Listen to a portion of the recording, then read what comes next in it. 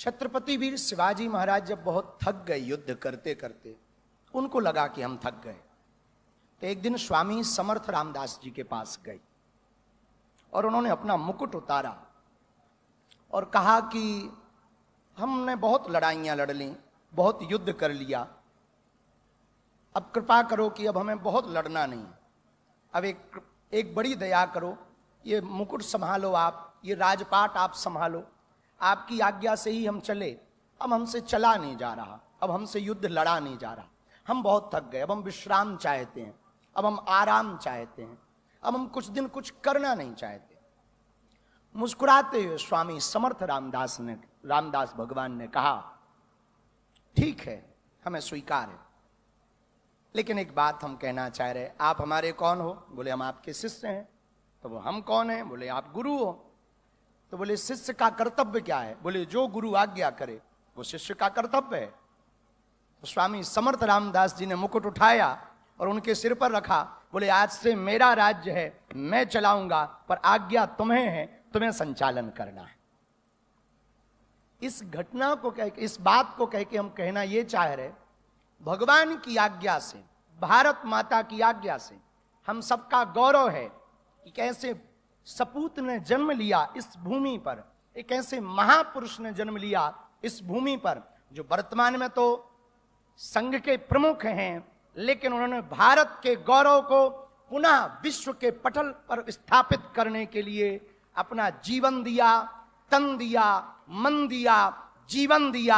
हमें भरोसा है जिस दिन भारत माता दुर्गा मंदिर बनेगा, फिर से भारत शक्ति संपन्न होगा और अखंड भारत बन जाएगा। क्योंकि जब भारत माता मंदिर को लोग देखेंगे, अपने गौरव को देखेंगे, अच्छा कितना अद्भुत देश है हमारा, मातृ प्रधान देश है, और आपके मन में जो संकल्प आया वो भी भारत माता दुर्गा माता का संकल्प आया। जब हम अभी पीछे बैठे थे तो हमें बता रहे थे एक जन कि आपके अंदर कल्पना आई, विचार आया, लोगों का मानना होगा कल्पना आई, हमें लगता है भारत माता ने ही चुना है कि अब ऐसा हो, हमारा गौरव फिर से स्थापित हो, उसके निमित्त आप बनो। हमें लगता है यहाँ की देव शक्तियों ने ही ये विचार किया है, यहाँ की कण कण ने ये विचार किया है, और पूरी दुनिया में एकमात्र अपना भारत ही तो है जो भारत माता की। अच्छा कभी पाकिस्तान माता की जय सुनी आपने? चीन माता की जय सुनी आपने? बांग्लादेश माता की जय सुनी आपने? ना, एकमात्र अपना भारत है जिसमें भारत माता की जयकारा लगाया जाता, पूरी दुनिया में नारियों को भोग्या माना जाता, हमारे भारत में माताओं को पूज्या माना जाता। ऐसा है हमारा भारत। पूरी दुनिया में माताओं को बगल में रखने की बात होती है, साथ चलने की बात होती है, बिल्कुल कदम से कदम मिलाने की बात होती है, पर हमारे भारत में कदम से कदम नहीं, एक कदम आगे रखने की बात होती है। इसलिए हम लोग राम सीता नहीं कहते, सीता राम कहते हैं। ऐसा है हमारा भारत। इस भारत के गौरव को पुनः स्थापित करने के लिए हमारे वर्तमान में संघ के प्रमुख श्री मोहन भागवत जी, आपने जो बीड़ा उठाया, आज जो संकल्प लिया, आज जो भूमि पूजन जब आप कर रहे थे तो हमारी आंखें बड़ी नम हो रही थी इस बात से कि अब हमारा भारत नया इतिहास लिखने जा रहा है। हमारा भारत फिर से देव शक्तियों की तरफ, पूजा की तरफ लौट रहा। हमारा भारत, जब भारत दुर्गा माता मंदिर बनेगा और भारत के लोग जब नागपुर में आकर के कैंसर इंस्टीट्यूट हॉस्पिटल के इस प्रांगण में दुर्गा माता मंदिर का दर्शन करेंगे, जिनकी भुजाओं में अस्त्र है, शस्त्र है, तब भारत के लोग जानेंगे कि भारत शास्त्र और शस्त्र दोनों से चलता है। हमारी भाषा में कहें माला और भाला। तभी जब दर्शन करेंगे तभी विचार आएगा कि हमारे देवी देवताओं के हाथों में अस्त्र भी है, शस्त्र भी है, मतलब हम शास्त्र भी जानते हैं पर शस्त्र भी जानते हैं। बंसी बजाने भर से काम चलता तो महाभारत काय को होती।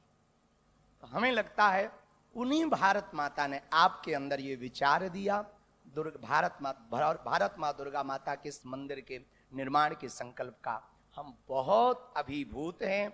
आपके स्वास्थ्य के लिए बालाजी से प्रार्थना कर रहे हैं, हनुमान दादा से प्रार्थना कर रहे हैं कि आप निरोगी रहें, इससे बड़े बड़े संकल्प आपके हाथों से पूर्ण हो।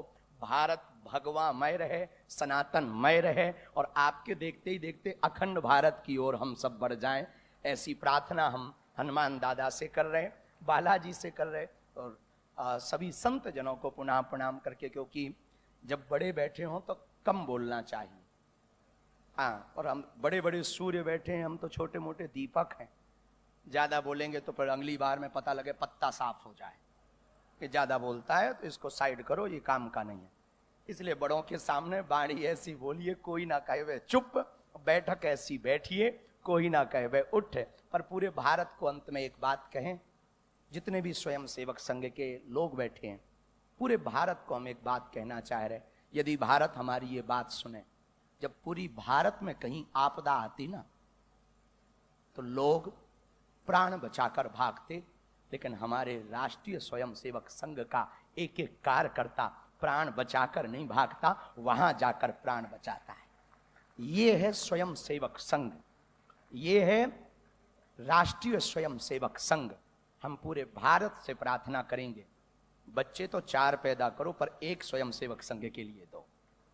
हमारे समाज को बचाना होगा तो ये दुर्गा तत्व ही हम लोगों का काम करने वाला है। ध्यान रखना, समाज के हर हिस्से को अपनी अपनी शक्ति का तेज दे करके और एकत्व की आराधना करनी चाहिए। ये एकत्व की आराधना ही भारत की समस्त समस्याओं का समाधान है और उसका अधिष्ठान आज निर्माण होने जा रहा है। ये नागपुर का भी अत्यंत बड़ा गौरव है। मुझे तो ऐसा लगता है कि भारत में 51 शक्तिपीठ निर्माण हुए, उसी प्रकार ये 52वां शक्तिपीठ आज नागपुर में निर्माण होने का भूमि पूजन हम लोगों ने किया है। यह शक्तिपीठ का निर्माण है, नाम भी कितना सुंदर दिया है, शक्ति स्थल। और ध्यान रखना, संघ की स्थापना में मूल धारणा इसी प्रकार की है। प्रभो हे करुणामय नारायण, हे पतित पावन परमात्मा, आपकी आराधना करते। ये संघ में नहीं कहा प्रभो शक्तिमान हिंदू राष्ट्रांग, हम शक्तिमान परमात्मा की आराधना करने वाले हैं। मित्रों, शक्ति को कभी भूलना नहीं। शक्तिमान रहेंगे तो बचेंगे, शक्तिमान रहेंगे तो हमारा अस्तित्व टिकेगा। और हमारा अस्तित्व टिकना अत्यंत आवश्यक इसलिए है, विश्व का मांगल्य साध्य करना हो तो भारत का अस्तित्व टिकना चाहिए। योगी अरविंद कहा करते थे, भारतवर्ष का अस्तित्व ही सनातन धर्म की रक्षा के लिए है। सनातन धर्म की रक्षा क्यों करनी चाहिए? सनातन धर्म विश्व का मांगल्य चाहने वाला धर्म है। जय खड़ांची व्यंकटी सांडो, तया सत्कर्मी रतिवाड़ो, भूता परस्परे जड़ो, मैत्र जीवा से दुरिता से तिम्रदावो, विश्व स्वधर्म सूर्य पाहो, जो जे वांछिल तो ते लाहो, प्राणी जात। राष्ट्रीय स्वयंसेवक संघ के उस पाठशाला का पाठ पढ़कर जहां ये भाव प्रबल हो जाता है कि मन समर्पित, तन समर्पित और यह जीवन समर्पित, चाहते हैं देश की धरती तुझे कुछ और भी दूं, जीवन भर का सुवर्ण देकर भी करता मन, दे दूं कुछ और अभी। तन अंगीकार करो, मन स्वीकार करो, लोभ मोह छोह लेकर प्राण निर्विकार करो। प्रतिपल प्रतियाम दूं, सवेरे दूं, शाम दूं, जप तप पूजा प्रशमन देकर भी करता मन, दे दूं कुछ और अभी। ऐसा समर्पण का भाव जिस स्थल पर हृदय में स्थापित होता है और व्यक्ति व्यक्ति ना रहकर समष्टि हो जाता है, यज्ञ बन जाता है, यज्ञ का फल बन जाता है। मां भारती का आराधक बनकर अपने सगों को भूलकर सारे भारत को सगा मान लेता है। ऐसे संघ के प्रमुख हमारे आदरणीय मोहन जी भागवत जी की उपस्थिति को भी मैं बहुत आदर से वंदन करती हूं। धर्मधारा नागपुर, जहां से मां भारती की वंदना की गई। नमस्ते सदा वत्सले मातृभूमे, त्वया हिंदु भूमे सुखम वर्धितोहम, महामंगले पुण्य भूमे त्वदर्थे, पतत्वे शकायो नमस्ते नमस्ते। और उस वंदना के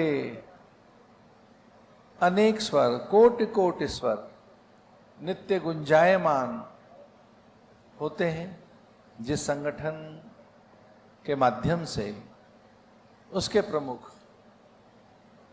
भारतीय संस्कृति, संस्कार, आर्ष विचार और भारत की कालजयी मृत्युंजयी सनातन संस्कृति के सबल रक्षक, संवर्धक, हिंदू हृदय सम्राट, अत्यंत विनयशील, सभ्य, शिष्ट, सौम्य और असाधारण नेतृत्व जिनके पास है, ऐसे विनयशील हमारे अत्यंत आदरणीय श्रद्धेय डॉक्टर मोहन भागवत जी,